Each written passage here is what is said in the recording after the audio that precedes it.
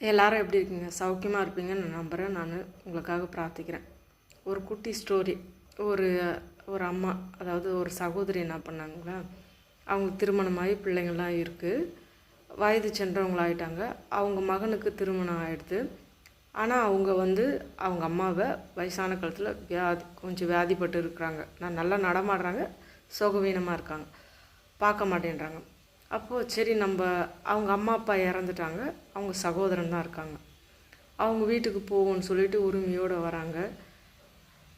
நிறைய நாள் வராங்க, பார்க்குறாங்க, செய்கிறாங்க. ஒரு நாள், நீ பிள்ளையே சரியாக வளர்க்கல, அதனால தான் உனக்கு இந்த பாடு, நீ நல்லா வளர்த்துருந்தேன்னா சுகமாக தானே இருந்திருப்பேன்ட்டு அந்த சகோதரி குத்தி காமிக்கிறாங்க, சாப்பிட வந்ததுனால. இது நீங்கள் நான் ஒன்று நினைக்கிறேன், நீங்கள் என்ன நினைக்கிறீங்க? நீங்கள் கமெண்டில் சொல்லுங்களேன். இதில் நீங்கள் புரிஞ்சுக்கிறது என்ன செய்யலாம், என்ன செய்யக்கூடாது என்பதை சொல்லுங்கள்.